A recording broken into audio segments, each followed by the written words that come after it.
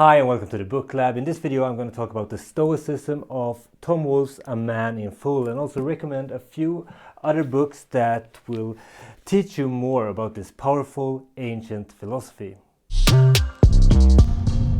Sometimes here at the Book Lab we turn to fiction, and when we do, we often turn to books that can teach us something about what it means to be human and the human predicament.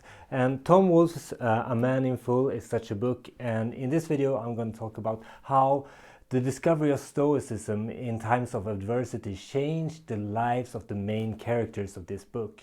A Man in Full is a novel by Tom Wolfe, published in 1998. The book takes place in Atlanta, Georgia, and explores themes such as race, class, masculinity, power, and the American dream. In the book, we get to follow the lives of a bunch of characters whose lives are interconnected in various different ways. Conrad, Hensley and Charlie Croker are two of the main characters of A Man in Full, and they both have significant moments when they come to realize the power of Stoicism in this book. But who are these characters? First we have Charlie Croker, a wealthy 60-year-old real estate mogul. He's also a member of the Atlanta high society, and he faces some financial troubles and has a personal crisis.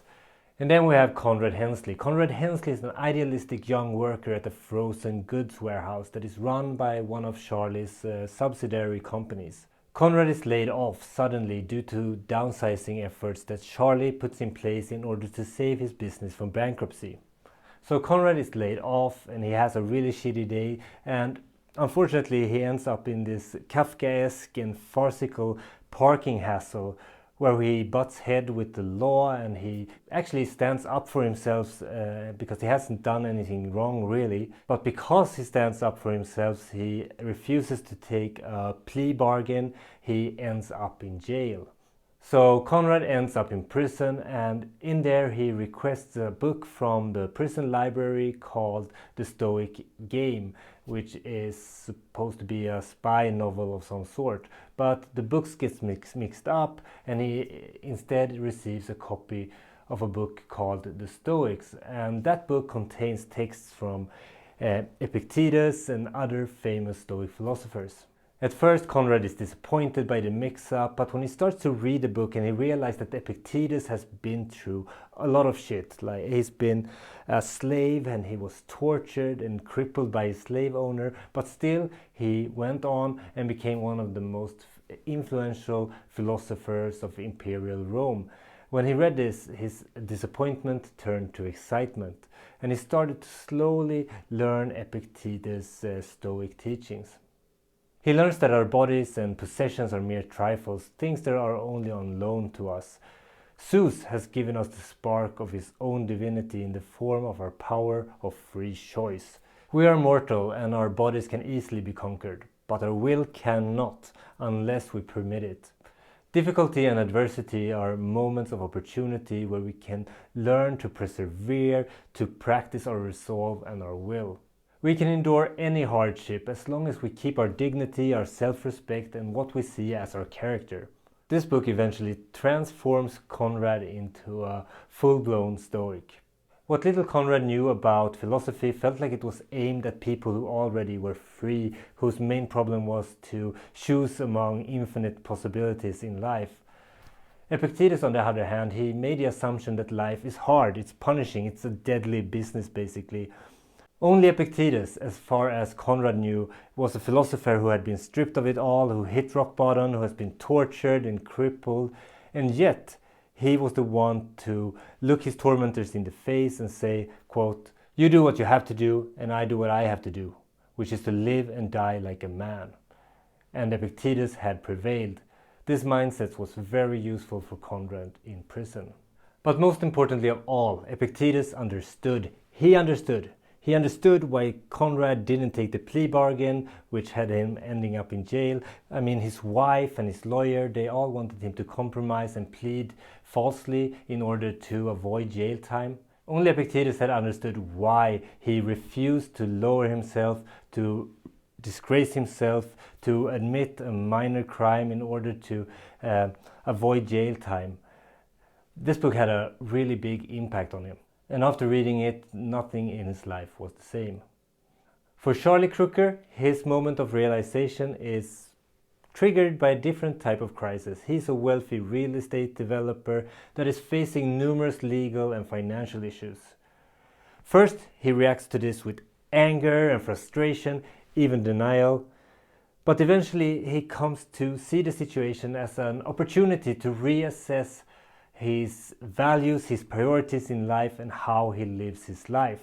He turns to the writings of the Stoic, particularly Marcus Aurelius, and he begins to see that his struggles is just a part of a bigger pattern of the human experience. He learns to accept his circumstances and to find peace and meaning in the present moment, rather than constantly striving for external success and validation. Both Conrad's and Charlie's realization about the power of Stoicism comes at a pivotal moment in their character arcs. And they find that through Stoicism they find a new source of power and resilience. Overall, A Man in Full uses Stoic philosophy as a lens through which to explore the lives and experience of its characters, showing both challenges and rewards of adopting a Stoic outlook on life. If you read A Man in Full, or maybe you watched the TV series, I think it's premiering soon on Netflix, I think, and you become interested in Stoicism, and if you want to know more, then I have a few book recommendations that are great starting points for exploring Stoic philosophy. First out is A Guide to the Good Life. This is one of my favorite books of all time. This is the book that introduced Stoicism to my life. I've never read about it before, but this book is super accessible for people who don't have any prior knowledge of the philosophy. It takes teaching from the famous Stoics, Rufus, Marcus Aurelius, Epictetus, and applies it to everyday modern life. So it's a very practical book, and it's a very accessible entry point for anyone who wants to learn about Stoicism. I'm also giving away this book on my Patreon, so if you want to support Book Club, besides liking and subscribing the video, you can join Patreon, where I give away books each month, and this month I give away this book. It's fantastic.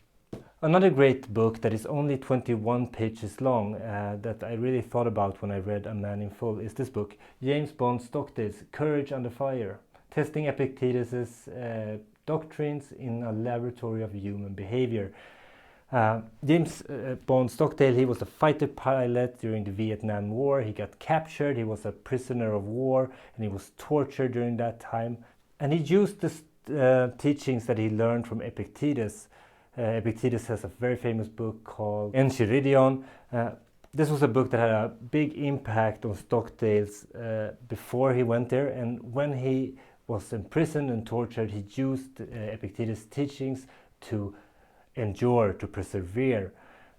It's a super interesting short story based on real life events. And if you want to read the original text, then I have two books for you. I want to recommend Seneca's On the Shortness of Life because it's short and it's incredible how relevant this book is, even though it's 2,000 years old. This is an essay about the duration of life. Is life short, or is it long, or is it just long enough? Sometimes we feel like life is short, too short to do anything remarkable.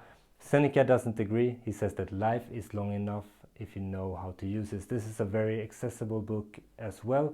The funny thing about the Stoic is that their books are old, and sometimes I associate old with being hard or complicated to read, but that's not the case with Seneca, so check this book out.